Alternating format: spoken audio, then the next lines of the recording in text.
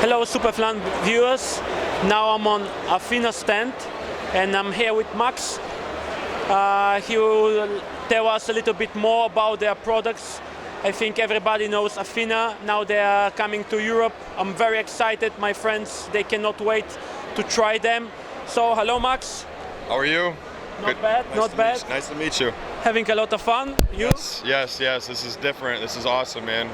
Good culture out here. Love the city. Appreciate you doing this.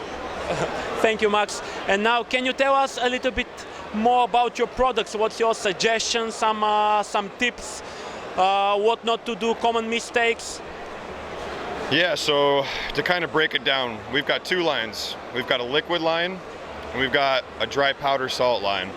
My suggestion is the dry salt. Liquid it's basically dry salts broken down into liquids, but when you're talking about getting on scale, you know, bigger sizing, you're going to want to deal with powders that's cheaper, easier, less parts. But yeah, you know, our salt line is it's super simple, it's extremely clean and very easy to use, and you know, it's got a buzz going around, man, because the stuff works. Yeah, I do agree. And also now with the shipping cost going up, I think ordering ordering dry fertilizers, it will be better for the customer. I mean, pretty soon everybody's going to be dry fertilizer. Yeah, you know, yeah, you know, when you're talking about shipping for large scale, there's no reason that you should be shipping liquids at that point. You know, no water, no. So what do you suggest? Tell us a little bit about your line, about your dry line. How do they work, the combination? Yeah, I think you know, the biggest common misconception on our line is feeding too low. You know, so we suggest feeding 3 EC. That's our baseline. So your garden maybe 2.5. You'll see this guy maybe 3.5 EC4, but 3 EC is right where you want to be. The biggest thing that I see when people start trying our stuff is they're feeding too low. They're like, man, 3 EC just seems to be too much. But realistically, you got to feed heavy, man. You got to feed heavy. And if you're using CO2, maybe even 4 EC. But it's a very clean line. It's grade A pharmaceutical salts. You know, and you can feed heavy with it. There's no you know, inputs and bullshit in there, so you can feed heavy and the plants will accept it without burning up. You mean I can start on 3 EC from clones, you said yesterday. Cloning veg I can do on 3 EC straight away. Whatever you're feeding your mother plants is what I feed my clones. So if I'm feeding my mom 3 EC, 3.3 EC, I go straight into my clones that way. No burning, thick white, heavy roots. And they look great. So I feed my clones 3 EC, yes, unrooted clones, and I plant at 3.5 EC, so straight into it. And what about the flowering? What EC you go for? So whatever I end veg at, if it's 3 EC, if it's 3.5, I'll jump straight into flower and do that. And you know, I think that there's a common misconception as well in flower that you have to start raising your EC, you know, towards end of stretch, middle of flower. That's good. That is not the way that I feel like should be done. I actually start dropping my EC towards the middle of flower. After I pluck around day 23, 24, I actually start dropping my EC a little bit, my input EC. So yeah, I go into flower around 3 to 3.5, somewhere in there, strain dependent, how they're looking. And I continue that all the way through day 21 stretch. And then I'll start dropping it down a little bit, yes. Day 21 stretch, 3.5 EC. You can run that 3 to 3.5 all the way until flush and flower. You just got to push heavier runoff to start lowering your EC inside the medium. But I'll lower my input a little bit because it's not completely necessary. But play around. Maybe your plants want that 3 all the way to the end. You know, you got to read your plants. You got to read your runoff. You know what's going on, how they look. So you read your run in and your run off, so you know what's happening in your media. Hey, this is you know, one thing that I've been doing for years now is I check my runoff every single day. I look for a certain EC and pH in my runoff in veg, you know, stretch and flower, swell, and I adjust. You know, so. Just to give you an example, let's say I'm shooting for 4 or 4.5 EC in my runoff and veg.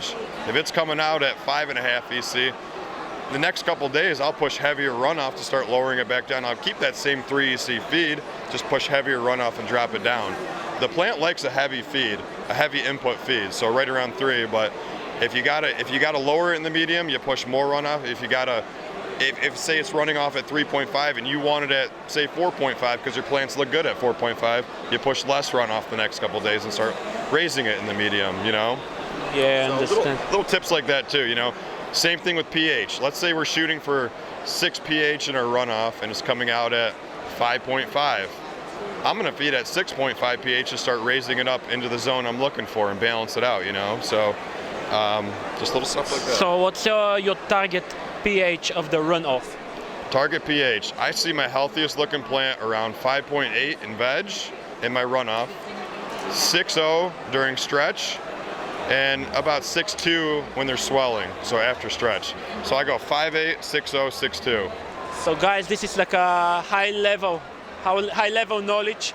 Max is sharing all of these tips, and they're based on research and development from the farms in California. Yeah, I mean, listen, this is how I suggest using Athena. I know, other lines maybe 2.53 EC in your runoff is better for it. I don't know, but when you're using Athena, I suggest being in, I like to see around 4.5 EC in my runoff in veg with about 5.8 pH. These are just tips that I know from the past few years that my plants look the best. During stretch, you actually push minimal runoff and you try and get your EC up to about 7 in your runoff. I know it seems crazy, but it's an elevated level. The plant will stack harder. Fast flower development. So we shoot for about 7 EC in our runoff and about 6.0 pH. Adjust it with more or less runoff. Adjust your pH by lowering it or highering it, whatever's coming out. Little stuff like that. This is like absolutely the opposite of the old school methods that we know here in Europe. That's something that we consider it as impossible, and that you don't have to do that. Don't go for that. So what about the fertilizers, your line? Okay, so let's break it down. I won't get into the blended line all too much, but it's 6 to 8 parts. You've got Grow A, B, Bloom A, B, Cal Meg, PK. You've got Cleanse Balance. We'll talk about Cleanse and Balance because we're going to use that in the salt line. I want to talk about the salt line because that's kind of the direction I want to see people go in. Yeah, definitely. We are going to solid fertilizers. That's no-brainer, That's what everyone should be going to eventually. So we can talk about the liquid line. A lot of people like it, but we actually suggest turning our dry powders into a liquid concentrate. So what you're going to do with your bag, say you got a 2-pound bag of our nutrients, you're going to turn that into 1 gallon of concentrate, and then you're going to pour milliliters per gallon. The reason for it, a bag of salts has 5, 6, 7 different minerals in it. If you're weighing grams per gallon, 1 scoop today might be different than it was tomorrow. You might get more magnesium sulfate today than you did yesterday. So we suggest, and every single salt line should suggest this too, but we suggest turning that powder into a liquid concentrate, mixing it up real well, and every milliliter is going to be the same as the next doing it that way. That's a good tip. So the tip is when you've got your bag, just go and put the water straight away, to mix it properly. Exactly, check it out. So we've got, on the smaller scale, we've got 2-pound bags, we've got 5-pound bags, and then we've got 25-pound bags for big commercial cultivators. The 25-pound bag, you would make 12.5 gallons of concentrate, half of that. So it's 2 pounds of salt per 1 gallon of water. Okay. You convert that into liters, but that's the thought. So our salt line, you want to break it down. So we got 3 different salts, 3 different blends. We got core, which is our base. We use that in veg all the way through flower. And then we've got grow, which is only used in veg. Once you get into flower, you drop grow and you add bloom. So it's really 2 parts. Those are our 2 salts. We can break down, our feed chart online has what we suggest for feeding of each of them. But there's 2 liquids that I also suggest using with it. One, which is kind of the staple of our line. If I were to suggest using this with anything else that say you can't get Athena and you want to use something of ours and you can get Cleanse, it's called hypochlorous acid. So what that does is it actually adds oxygen to your root zone. It kills pathogens.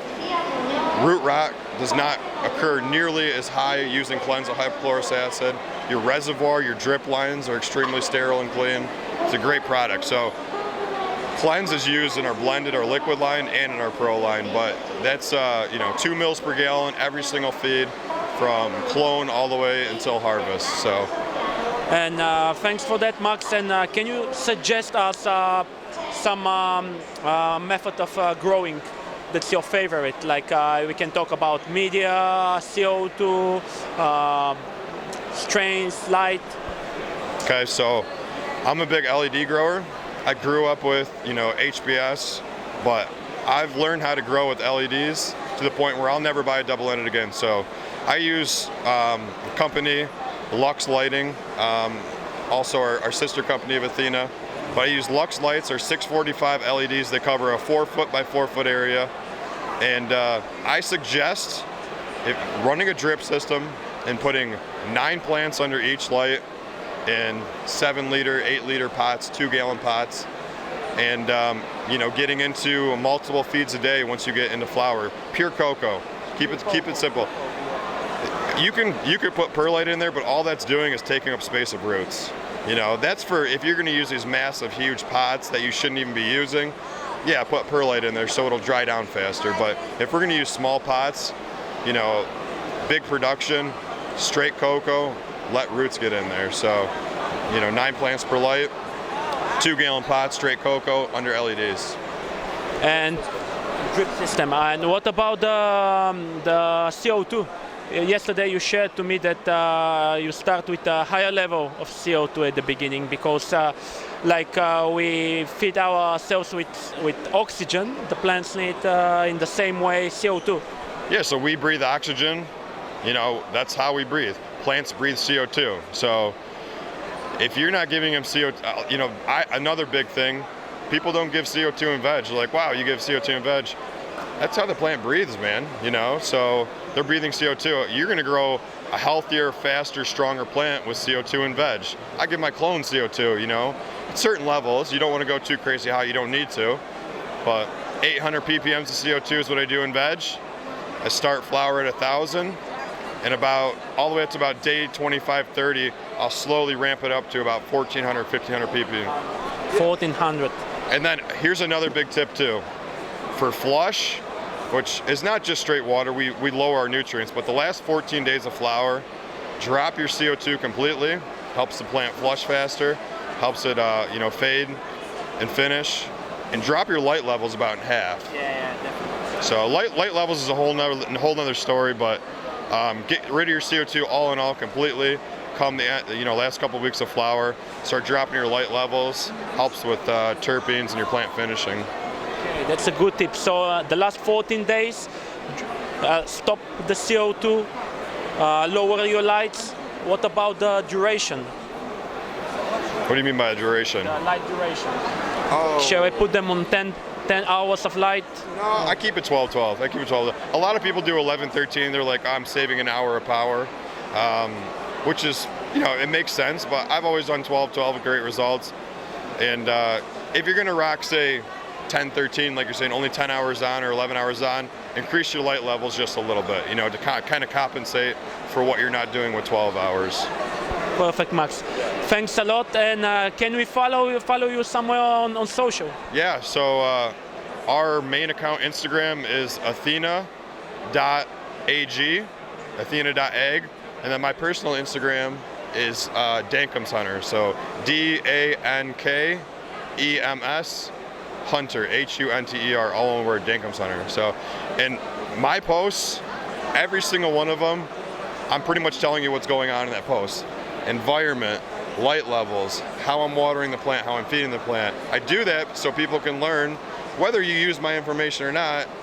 I feel like it's valuable to a lot of people. So it's just contributing to the community, We're just doing most of the stuff that I learned, man. I learned a lot on my own, but most of the stuff that I learned, 90% of it, I saw from someone else. I learned from someone else, so I give back, man. Yeah, we have to give back, guys.